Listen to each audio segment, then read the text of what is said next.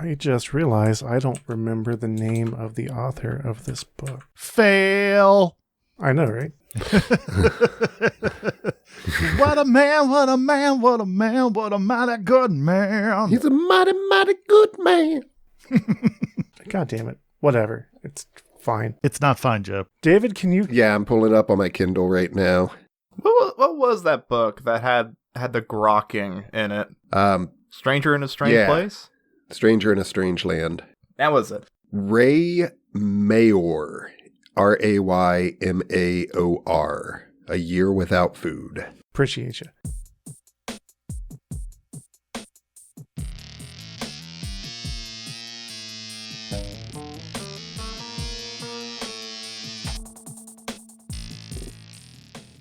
All right. You show me King Tut eating crackers in bed, and I'll show you a crummy mummy. Anyway, welcome to Brainworms. I'm Joe. I'm David. I'm Kaine. And I'm Chris. We're getting back into A Year Without Food by Ray Maurer, however you want to say it. However you want to say it. And we're going to learn how to center our prana and absorb the sun through our buttholes. I am so hungry. I'm not. You have to become a higher being, David. And the only way to do that is to learn. Whenever I get hungry, I just hop in the furnace. Trust me, Joe. That is not the only way to become a higher being. Nice. Yes. So real quick, in an effort to try and enlighten myself, I found the... If you say J.O. Crystal one more goddamn time. I wasn't even going there! You need to give me a chance to bloom. You never do. You always assume I'm a terrible, horrible person. And the one time where I might just grow a little. So anyway, I found the very rare vampire piranha plant, and I cut little holes into myself and planted the seeds so that I could get closer to nature all over my body. They took root, and I'm losing control of my limbs. I think I murdered somebody, but I am becoming closer to nature. You really shouldn't talk about that on the air. It's probably true. Maybe just stick to the J.O. crystals. I didn't say that. Kaine said that. No, he didn't. Kaine is pretty murderous. Kaine can't be prosecuted because of double jeopardy and his, frying in the oven. I'm not sure if Kaine legally has personhood, which might mean he can't be charged with a crime. I mean, he's a citizen of the moon. I'm all over planet Earth right now. Yeah, but I mean, you were born on the moon. You weren't, you're not an Earthling. Yeah, but there's an American flag here. I'm pretty sure the moon is the U.S.'s property. Shit. Yeah, you're screwed, man. And the bases that they've got on the dark side of the moon, I don't even want to talk about that. We can't talk about that. They'll come for us. We need to go and talk to Moon Mayor. They've tolerated our presence, but if we start... That is complete bullshit. There's no moon mayor, all right? It's a moon duke. Do you remember the horrifying moon guy from the McDonald's ads in the early 90s? Yes. No. It was fucking terrifying. It was so creepy. Now I have a thing to look up later today. You should, because it's very upsetting. But yeah, we're going to learn how to live on oxygen and sunlight alone. That's going to go really well. So, this might be our last episode. It might be. The views of the writer of A Year Without Food are not necessarily those of Brainworms Presents. So we're not liable for anything that you do because this book told you to do it. And assuming you survive, don't forget that we have a website, WeGiveYouBrainworms.com. And if you are going to do the breatharianism and you're going to die anyway and you hate your kids and don't want to leave them any money, we'll take it. Yeah, donate all of your worldly goods to our Patreon. It'll be great. Great for the planet. Okay for you. Exactly. Now I'm just picturing the end of Mummy Dearest and the lawyers reading out the will. And it's like, and she wanted all of her worldly possessions and money to be donated to a podcast called Brainworms. And then the daughter starts crying. It's awesome. All right. Well, David, you ready to get back into this?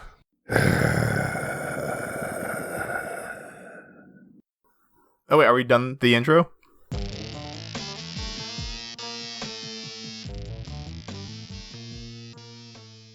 So now we're going to move forward into the meat of this. Breatharianism. What is a breatharian? A breatharian is a really stupid name. Yeah, it is pretty It is. lame. Why isn't it oxygenarian? That's so much better. I love oxygenarian. That's great. A breatharian is a person who chooses to live mostly or completely from pranic nourishment. A breatharian does not need food to survive. However, they will probably choose to continue tasting food for pleasure. Oh my god. A God. breatharian has escaped the hunger compensation cycle completely and is free from food dependency. The two processes... I'm not doing cocaine because I have to. I can stop any time. I just like the way it makes me feel. I'm not eating food. I'm just tasting it.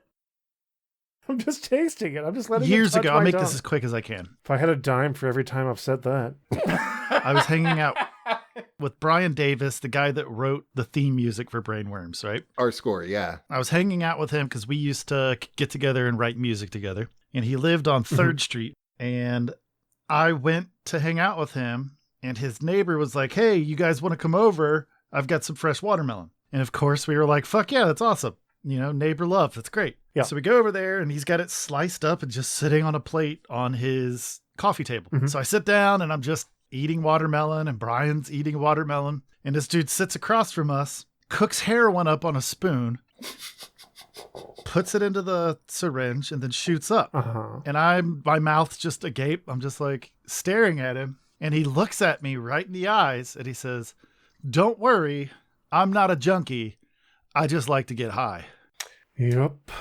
That's the end of the story. Don't worry, I'm not a junkie. I just like to get high. Mm-hmm. Don't worry, I'm not hungry. I just like the taste of food. And I'm not actually same logic. digesting it. I'm just shitting it out No, without taking any of the nutrients from it. It's passing through my chakra tube. Right out of the prana hole. Bypassing the intestines entirely and just going through the prana hole. The two processes currently known to me that allow one to become a breatharian are sun gazing and pranic nourishment via the pranic living process. These transformational processes are discussed in later chapters. Each of these processes naturally increases the percentage of prana in the body, and if an individual persists, the intake can increase up to 100%. Most people have less than 10% prana in their bodies, and they run on electricity and need to be plugged into food for energy. Oh my god. By contrast, a breatharian runs on wireless solar power. Currently, there are approximately 50,000 people who have undergone the pranic living process. Unfortunately, due to the challenges which this lifestyle entails. Of starving see to death and Chapter 9, dehydration? Yeah, it's fucking tough, man. Many people do The not challenges. persist in this choice. There are only a few thousand practicing breatharians in the I am world. shocked that when this guy was making analogies, he didn't compare eating food to fossil fuels. Yeah. I think I would have if I were trying to sell breatharianism. It is a bad name. Pranarianism? That's a very easy comparison to make because that's a thing people think are bad. Is bad. No, It's I bad. think are bad. For what we're talking about, grammar doesn't matter. They think are bad. Think are bad. Yeah. Despite this, the pranic living process itself can be a very positive, life-changing event, Until you even fucking if die you do from it. not continue to follow a breatharian lifestyle. It is getting increasing attention as more and more people become seekers of knowledge, So is looking for like, ways to be flat Earth. healthier and experience life more fully. I have a theory. There's a financial incentive for these, sort of guru types to, like, let me teach you about how to open your prana holes and absorb the sun. So they're like, oh yeah, that makes sense. So these people stop eating and getting all the nutrients they need. And because their brains are being deprived of nutrition, they become super fucking euphoric. That's an interesting theory, yeah. And they feel real good for a little while.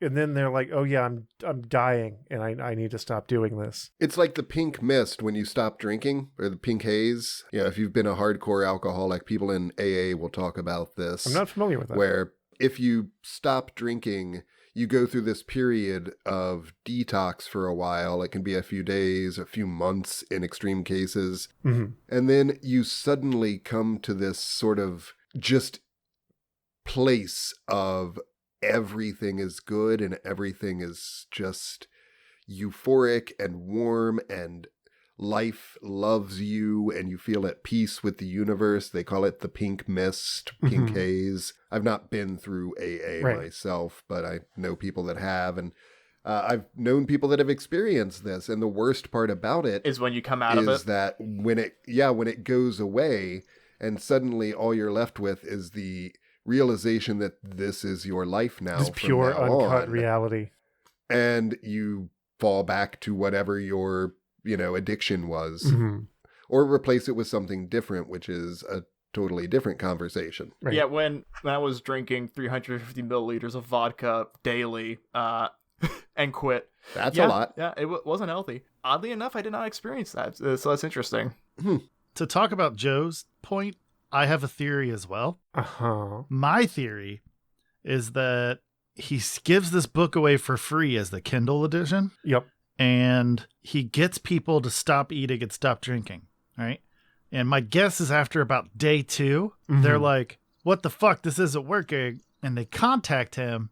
And he's like, well, for this nominal donation, you can come to me and I will teach you how to properly do this. I don't know that, but I believe very confidently that he teaches classes that he charges for. Well, yeah, I mean, I think he teaches the pranic living process. If it's free, it has the possibility of becoming mimetic and reaching as many people as possible. Yep. But I mean, as he says himself, there are approximately 50,000 people who have undergone the pranic living process, and only 1,000 or so are currently living as breatharians. Sure. That's not good odds for your life-changing enlightenment. Yeah, no. Hey, do you guys think the next time you remake me? Well, if you didn't go haywire, if you're kept alive for too long, we wouldn't have to put you in the furnace and make a new one every time. I mean, honestly, if we could just grow things on the moon, we wouldn't need your body for meat.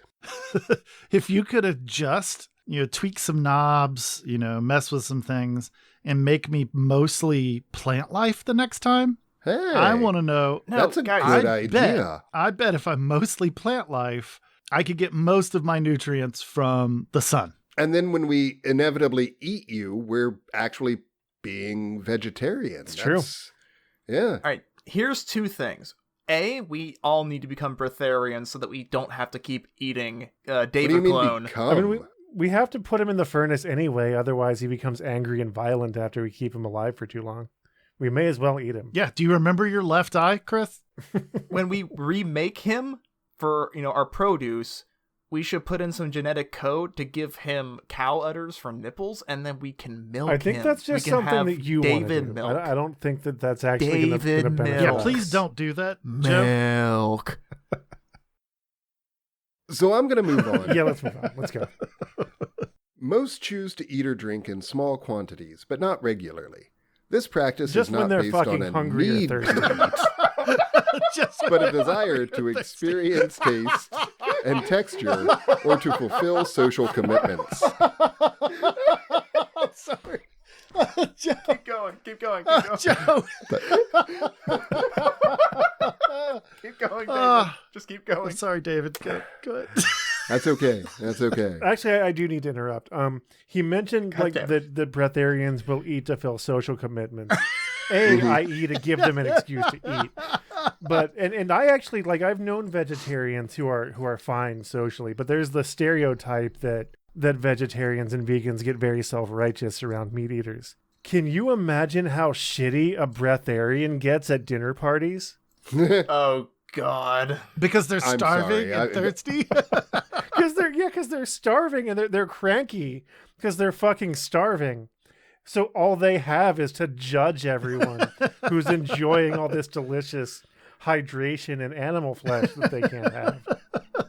So they're just gonna be pricks. Oh, this is delightful. You guys gotta let me get through. Yeah, do please. The next little bit of this, because you're gonna want to interrupt me, but I promise. Zip. I gotta get through this. So most choose to eat or drink in small quantities, but not regularly. This practice is not based on a need to eat, but a desire to experience taste and texture or to fulfill social commitments. They just like getting high. Shh. I calculate that a breatharian consumes between 0 and 1/3 of his or her original recommended caloric intake because they no longer need to balance the body with nutrients.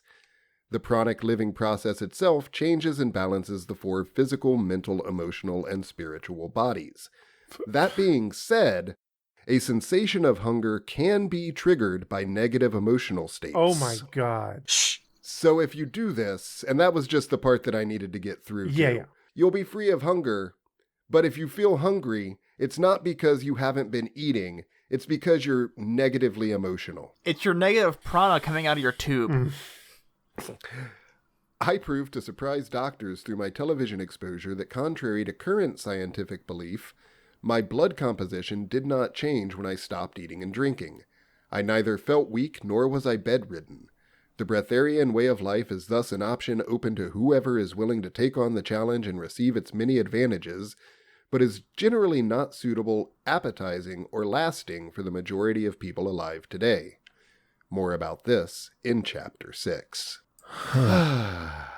Also, I want to make the distinction that early on, he said he went without food for 8 days. He didn't say anything about water. No, he did. He said he went without food and water. He specifically did.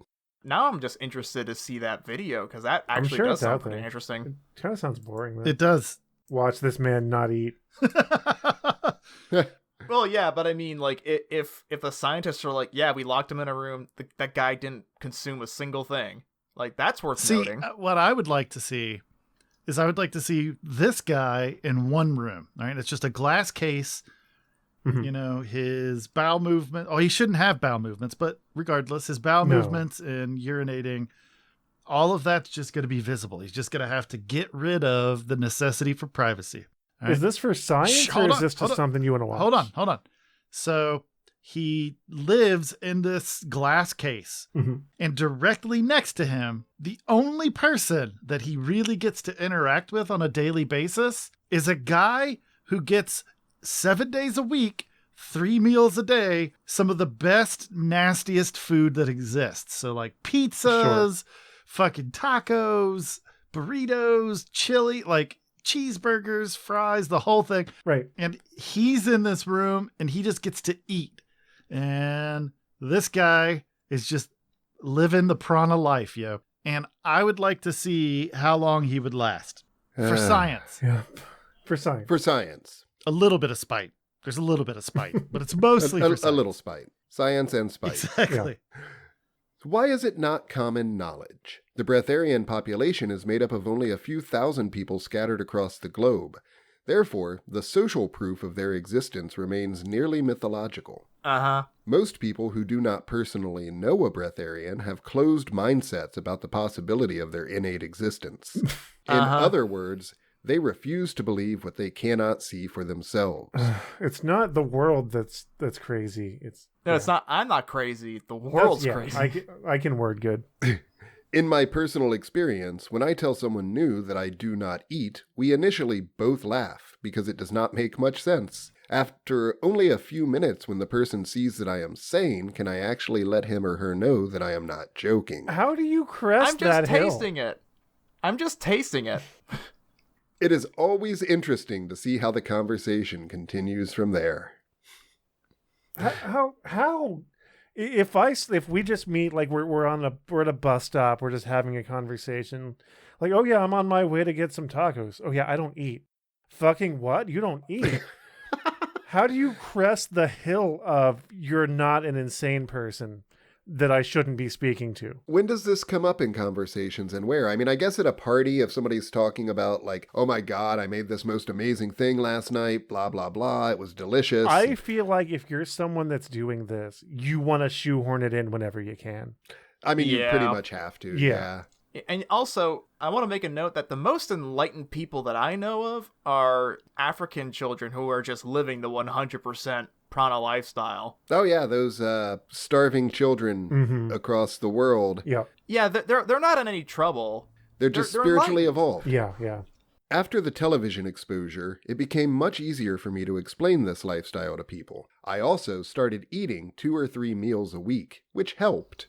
To most people... Helped what? You shouldn't be hungry. I just say that the body can learn to live on very little. Which is true. To those who seek a higher and more complete understanding, I explain it more thoroughly like I do in this book. The television exposure helped to turn the "is it possible" question into "how is it possible?" There's some dissonance happening here. The whole thing.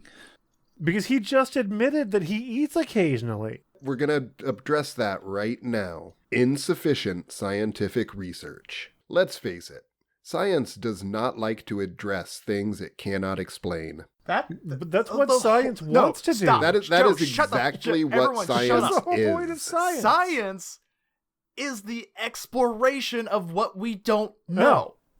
Yeah. I'm dying on this hill. Fuck you guys. Dude, you're up there with you on the same hill. Made. If you stopped telling us to shut up and listen to what we were saying, you'd know we were agreeing with you. I did hear it. It wasn't enough. I did hear, but I needed to tell you to shut up anyway. Why do you like this? I don't know. He probably just hasn't had enough prana. Yeah, dude, hey, just go take all your clothes off, go stand outside. And then I'll stop shouting at you Go guys. stuff your prana hole. Yeah. Or just eat like a foot-long chili dog, and I feel like you'll feel better. Even when concrete scientific data on the breatharian way of life is produced, it is unlikely that it will make headlines. Why? Proof of the existence of breatharians would call for a complete overhaul of the way science perceives and explains the normative functions of the human body. I don't think that's true. Thousands of books would have to be rewritten to acknowledge the amazing abilities of human consciousness. For this reason alone, scientists and doctors generally prefer to put the subject aside as if it's a joke. Science, let's not forget, is missing a lot of information. It is hard to ignore that there is a big missing link in our theory of evolution, and we still have not discovered the origin of the first self-cloning biological cell. In fact, we have no idea how life began. Science also cannot tell us if our thoughts are created in the brain. What? Okay, first of all... No, that makes sense. If breatharianism is true, then it would be synchronous with our current understanding of science. It wouldn't be asynchronous. Right. So, no, textbooks would just have to be updated, not rewritten. Right. That being said, studies have been conducted on the breatharian way of life. The most famous one concentrates on an elder Indian man called Prahajani. The other scientific study conducted on me is described in Chapter 6. You can also see it online at raymour.com. Ray Maurer. The breatharian character. Quick interruption, because I actually, I discovered this independently and then decided to do an episode on it. The Prahajani study was very sus. There was a lot of stuff about dude was bathing and gargling and maybe he's probably drinking water when he's doing that. There was some stuff about cameras being taken away to give him privacy that people suspected he might be eating. Right on. Interesting. It was arguably not disproven, but it was very suspect. Sure, okay. The breatharian character. Most breatharians do not seek an audience. They just want to be left alone to enjoy their lives. Me too. This is a key reason why the breatharian lifestyle is not better known. Good news, we don't have an audience. Furthermore, most breatharian personalities are naturally introverted, seeking comfort in nature and distance from society. But they should be higher prana level. When one knows oneself as intimately as this process encourages, one becomes humble, and there is no egoistic need to prove oneself to others. In addition, most people do not understand, and sometimes do not want to understand. I don't need to prove myself, says the guy who wrote a fucking book. This is 20%, let me teach you about this spiritual practice. 80%, no, I have a girlfriend, she just lives in Canada. You probably don't know her. Yeah. That's so good, Joe. Perhaps they will find perhaps they will accept the possibility. They find the truth too confronting. Perhaps they will accept the possibility after spending several consecutive days with a breatharian, watching he or she live and breathe, or more accurately, not eat, with their own eyes. However, even then, their logical minds... Now, this is speaking directly to you guys who are not true believers. However, even when their logical minds may still refuse to accept this as a real possibility, and they will work hard to find alternative reasons as to why it is impossible. As a breatharian, you come to understand there are different levels of acceptance and understanding for different individuals. Oh my god. This is precisely why I have decided to share my experiences and make the subject more public. I realize that I may be called a heretic or a liar. I also know that I am strong enough to deal with the initial ridicule the subject inevitably evokes in Western society. Who's gonna call him a heretic? The Imperial Inquisitors from Warhammer? Blood for the blood god. No one's gonna call you a heretic because people haven't used that word since the 1800s. That's not entirely true. Oh yeah? Heretic. Heresy and apostasy are still frequently used terms. They're just, it's not as common in Western countries. That's true, yeah. It's a weird go-to, although he's not American, so that may affect the language that he uses. Okay. I thought he was. No, he's Israeli. Yeah. So that's fair enough. Although I did get to make that fun Warhammer joke, so I stand by it. As a breatharian, it is my intention to demonstrate the fullness of our human potential and what is possible. But I swear I'm just eating for the taste. We unfortunately live in a society. Oh, we live bingo! in a society that highly underestimates the individual capacity for greatness. The truth is, our body is a vessel for something much greater, stronger, and awesome than society would have you believe. However, we cannot begin to understand this until we transcend the illusions that keep us living in survival mode and the limits imposed by society's low expectations of what it means to be a human. Yeah, I watched Fight Club too. Know this. You are a soul, not a body. And with the power of your mind, you can create your own reality. Somebody read The Secret. And again, not wrong. Yeah. Just, not untrue but wrong. Wait, Yeah, what? like absolutely the way that you think can affect the direction that your life takes. Sure. Yeah. Not everything this guy is saying is completely valueless, I think is what you're getting at. And, I mean, yes, what you think is what you become. I mean, everything he's saying is valueless because he's saying it in this book. Well, Not without merit, I mean. Yeah, that's fair. Don't dream it. Be it. Yeah. he goes through this very long process, this very long chapter here. Talks a little bit about, the spiritual benefits and the individual benefits, the physical benefits, health benefits, etc., trying to just, these are the things that you'll get out of doing this. Right. And then he starts to talk about his own personal journey. There's this whole section here where, let's see, lacking water had a great psychological effect on me. I missed it a lot, and I learned how to appreciate this fine element from an entirely different point of view. Okay. Even my subconscious missed it so much that it became the subject of many dreams I had That's at the because you time. needed to not die. In some dreams, I watched a glass of water continuously elude my grasp, while in other dreams, I just felt a deep need to drink. Well, yeah, dehydration, dickhead. Yep. However, I was really surprised that I did not get thirsty at all. The only thing I physically felt being in that state was that my throat was always dry. That's I had a psychological craving for water and my throat was dry, but I wasn't thirsty. What does he think thirst is? That's when you really want to fuck someone. Oh, right. that's what a thirst trap thirst is. when you if you don't get water, you die. So if you die, then Oh, you're because thirsty. he didn't die, he thinks he didn't He's not experience thirsty. thirst. Sure. Also, when I was in college, I forget what class it was, whatever, doesn't matter, but it was like a little experiment that a writing teacher, it was writing, that wanted us to do. He wanted us to remove something that was fundamental in our lives and then write a paper about how our lives change without it. I decided on food. We were supposed to give it up for like 3 days or something.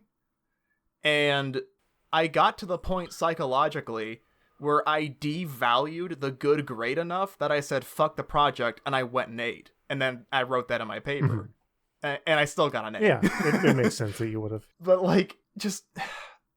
yeah, dude, you can starve yourself. That's I think the human body can last 30 days. with zero sustenance. It depends. It depends on the person. Yeah. You'll be a skeleton. Like your muscles have been consumed. Like Doesn't your body start to consume your brain for calories past a certain point? Yes, that's what I mean. Like at that point, you won't be recognizable as a human. Like you'll be behaving like an animal. I forgot where I was going. Continue.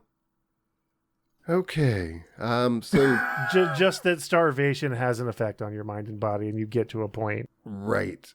So there's this whole thing. The remainder of the book is just him going through, again, he talks about the benefits, then he goes into his own process of becoming and learning, and then why he did it, and his going on the show and doing the 8 days of testing, more experiments that were done on him, known methods of light nourishment. There are currently 4 commonly known methods for becoming a light-nourished individual. The first 2 methods are practiced in pranic breathing, and the last 2 in sun gazing. The methods I am most familiar with are the 10 and 21-day processes. The 21-day process is explained in Living on Light by Joss Muhin, already mentioned, who has told me several times that this method is no longer recommended. The success rate of remaining a breatharian after undergoing the 21-day process is approximately 10%. Wow. This is probably because the mental and physical shocks you undergo are significant and really turn your world upside down. Or maybe it's because only yourself. 10% of individuals can actually do it. In short, the challenges are great and only the strong-willed survive. So, just jumping forward to his he goes through the 21-day process a little bit and etc., but there seems to be something here that is just sort of a thumbnail. It's main guidelines. For individual preparation in advance of the starting date, there are several guidelines. Most of them are in Living on Light by Joss Muhin, and I share some of them here. Be prepared to spend 3 weeks completely outside your normal world. No phone, no internet connectivity, no technology, no job, and no social life. These are the most important requirements for you to get the full benefit of the process. Following these rules requires surrender and humbleness. That sounds so boring. Trying to cheat will only make things harder for you. Okay. Release all thoughts and projections from the outside world. Step into yourself and connect with your higher self. This is some full-on cult shit right here. Do not worry about anyone else in the process. Your only concern is yourself. Cut yourself Mothers, off from your friends and fathers, loved ones. Children, family members, spouses, and pets are not allowed to visit or call. Holy shit. Let your fish die. Does it say that? No. I wish it did. I wish it did too, just because of the dissonance. And that would be metal as fuck. Once Let you've your started fish the die. process, you cannot worry about business meetings, payment of bills, watering the garden, or pets. You need to have taken care of these things as if you have gone abroad and disconnected. It's best to find someone to take care of your personal affairs and to make sure that you have closed potential loopholes. This is programming. Surrender and hand control over to your inner guidance. For the majority, I thought you this were going to say presents a inner goddess challenge. for a second. Don't forget that wherever you think your challenge may be, that is where you will be challenged. There will be no sexual activity of any type. Bullshit, I'm jerking the whole including time. I was going to say, self-pleasuring. try and stop me. I'm going to make my own JO crystals. Not. And then, that's pretty much it. So I'm just going to break that down. Yeah. All right. So you need a guide and a caretaker. Yeah. The guide is obviously someone that fills their prana hole with sweet, sweet prana. Okay. The caretaker handles your life back home. That's what I'm Right. assuming, right? Feeds your pets, pays your bills. Yeah. Okay. So you're supposed to completely uproot yourself Uh-huh. and go, what's it say, 3 months? 3 weeks, 21 days. 3 weeks. So for 3 weeks, you're just going to starve and absorb the sun. Mm-hmm. Or prana, not the sun, prana. Yeah, I don't think we need to come back to this. I think this is pretty clear. Yeah, I think it's made its point. You are allowed to listen to music, paint or draw, read books, learn to juggle, other ideas, or camera. Does he use camera as a verb? It just says general recommendations, and then it's got music, musical instruments, painting or drawing, juggling, books, accessories, other ideas, empowering elements, camera. Well, jerking off is how I empower myself, so... It's how you make your crystals. I do want to point out, though, that that the idea on the surface of, like, disconnecting from everything and being solely by yourself, that does sound like an interesting exercise. When you put it to this, though... And also, I'm imagining doing... And this is just me. This isn't the book's fault. I'm imagining doing this in some just Hunter S. Thompson-ass sketchy hotel room and just locking yourself in. And just losing your fucking mind for a month? I think you need to get back to nature. Okay. I think that's what it is. Yeah, You're supposed to go to a cabin in the woods. You're less hungry in nature. You know, you can't bring your girlfriend with you, so you're just going there by yourself, right? Right. And you gotta have sex with the bears. When you get to the cabin... Don't try to have sex with bears. What you need to do is make sure you hunt all over the cabin until you find, like, a tape recorder, right? And then you're going to press play, and whatever is on that tape recorder, that's what you get to enjoy. Now, in some instances, you're going to be pursued by the spirits of the dead. Oh, yeah. And that's the Piranha coming in. Yeah, that's the Piranha. I love that movie so much. Whatever. You know what? I'm just going to say it because could you imagine if I just let my inner guide just out? And just let him unleashed him on the world. I mean, you're a barely restrained psychopath. I mean, the amount of people I would end up eating for their piranha. Yeah, like you would have to be locked in the cabin for society's protection while you did this. Oh my god. I fuck this book. What happened? Just fuck this book. What's going on? Okay. What's up? So I just started reading forward, just kind of like skimming through later portions and we of appreciate that, David, that you're still committed. I think he was just bored. I was just curious. At 80% of the way through, there's a chapter called Prana and Science. Uh-huh.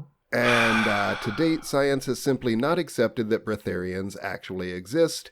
This is even after several scientific experiments were conducted, including on yours truly. There is a great German documentary on breatharianism called In the Beginning, There Was Light. The director follows a few people who go through the 21-day process and interviews a few well-known breatharians. I am also in contact with him and will perhaps embark on a mutual project one day. If, however, you are looking for a completely scientific explanation on how pranic nutrition works, you will not find it here. I, along with a few open-minded medical doctors, am looking for the same thing. There is no scientific explanation for many unexplained bodily phenomena. How can the body complete missing molecules by itself? Where do they come from? How can one simply drink juice without taking in any missing proteins, vitamins, carbons, etc.? How can one eat so little and still be healthy? Presently, we do not have any scientific explanations. This is probably due to the fact that science overlooks big portions of our reality, spirituality, and the connectivity of human consciousness with reality. I'm sure that one day we will have more tools and a better understanding of tough-to-explain phenomena.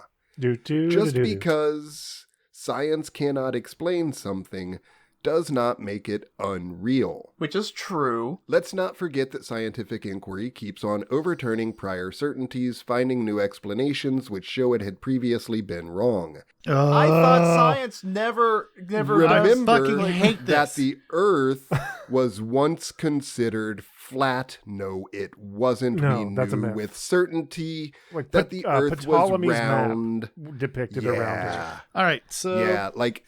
And the next sentence, hold on, this is what made me say I hate this fucking book. Yep. We have scientific theories, but that is exactly what they are. Oh my god! Theories. No, that's... The Big Bang is an no. unproven theory. No. As is the theory You of can't evolution. That's the same argument replicate that flat those earthers elements. make, and it You know what I misunderstands what a love? theory is. It doesn't What? know what You a know, theory you know is. what I love about it, though? What I love about this is that there's a whole ass chapter in this book called The Power of Words, Yeah. and how it's important to know what the words you are using mean. And then he Because misunderstands what a when scientific you theory put is. things out in the universe, you're going to get back what you put out there. And yeah, you will. I'm going to go to one of those websites that will send shit in the mail, and I'm going to find the address for this guy, and I'm just going to send him a box of shit. Every day. No, that's expensive. I'm just going to do it once.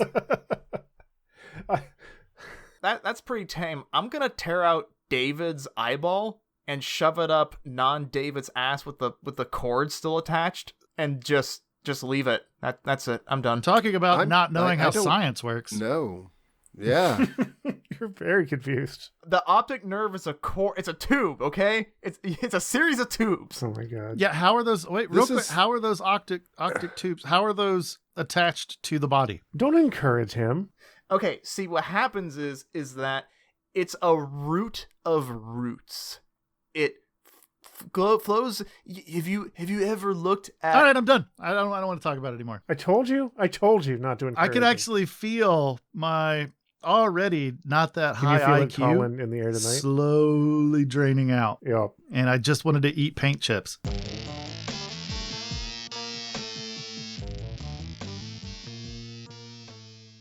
Yeah, aside from fuck this book and the person that wrote it, what do we think about A Year Without Food, Discover the Unimaginable World of Proven Energetic Nourishment? All cops are bastards. I mean, that's true. And your boss isn't your friend.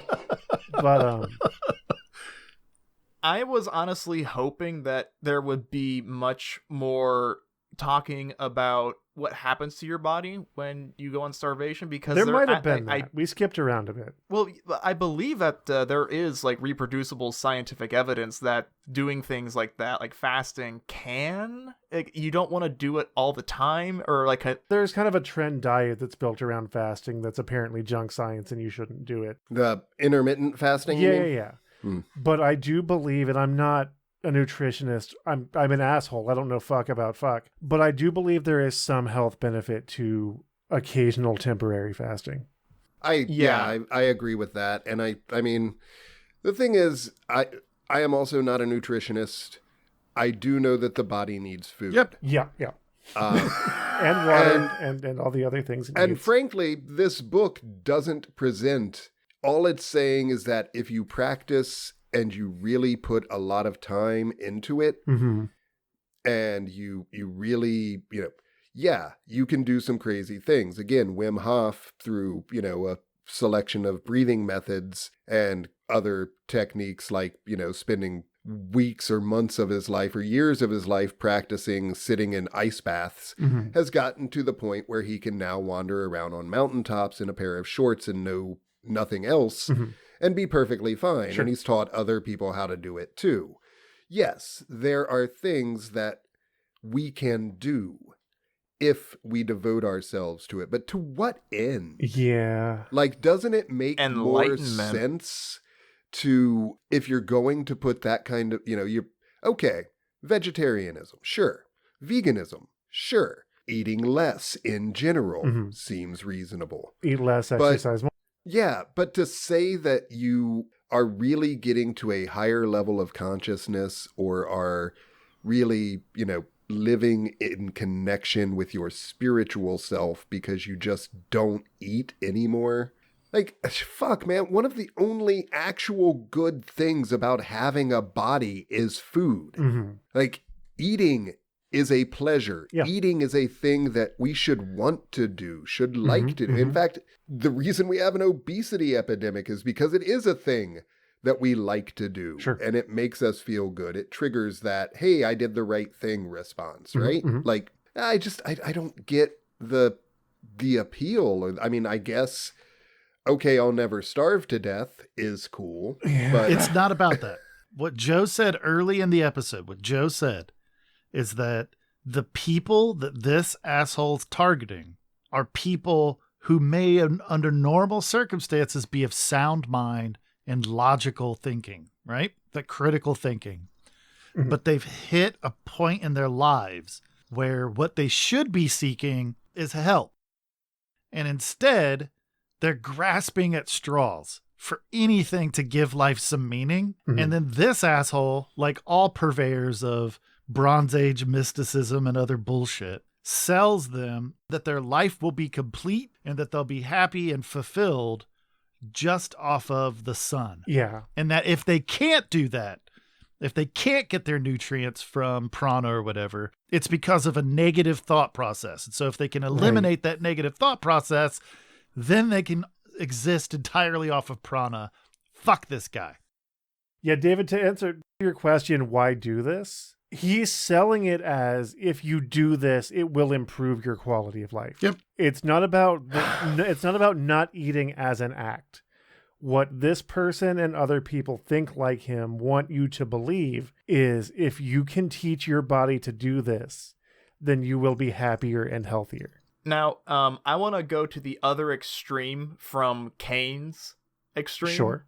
Where let's just for a minute operate under the benefit of the doubt. Let's pretend that this guy did this and it did improve his quality of life, and just for some reason it works for him. Fine. Uh-huh. I'm happy for him that he found something that helps him. Sure. Good. That's all. Yeah, I mean, great. Yeah, Good if it's for working for Yeah. him, maybe don't try to get other people to do it. But like, what's offending me about this is I'm continuing to flip forward and Yeah. I'm finding shit, and this is cherry picking. I acknowledge that, but he's later again, tips and tricks Uh-huh. for how to do this is so. A first basic rule will be to call drinking or anything that goes into your mouth tasting and not eating. If I were to call it eating or eating food, it would cause strong memory associations that tell my subconscious mind that I will be no. nourished from what I consume. So continue to put things into your body, but you're not eating. You're just tasting. Oh, God. So this is just And bullshit. as we all know, if you're enlightened, then your mind will change reality. So Mhm. if you say that, then your body won't be digesting food. No, it'll just be going straight into your prana tube. Through the power of cognitive dissonance, I can do anything. I give up. I'm done. I think that's where we should Yeah. end. That's a great line to yeah, end on. that's perfect. All right, Yeah, I'm going to all go right. ahead and I've already plugged myself into the computer, so Uh-huh. my memories are stored. I'm just going to go. Yeah. I'm actually on my way down to the incinerator now. I'm Okay. done. This is awful. Well, while Kaine puts himself in the incinerator, I'm just going to remind the listeners that we do have a website, wegiveyoubbrainworms.com. It will give you access to our other projects and our Patreon if you want to support the show. And our JO crystals. We're not selling those, Chris. If you want to support the show in a non-monetary way, feel free to like, subscribe, and click the bell on YouTube. Follow us on whatever place you're listening to us, Spotify or whatever the fuck. And recommend us to your friends and loved ones who have a hole in their lives that they need filled. We'll be happy to provide that for them. And we won't tell them not to eat food. And to everybody else, we're very We're sorry. so sorry. We're so sorry. sorry. Thank you for listening, and goodbye. I'm going to push the button. And we're done. This has been a production of Brainworms Presents. Any copyrighted content contained within is used for purposes of review. Brainworms Podcast is David Combs, Kaine Magdalen, Christian Schaefer, and Joseph Wells. The theme music is Hodgepod No. 1 by Brian Davis. If you like what you heard, you can support us and learn about our other projects at wegiveyoubbrainworms.com or by leaving a review on your favorite listening app.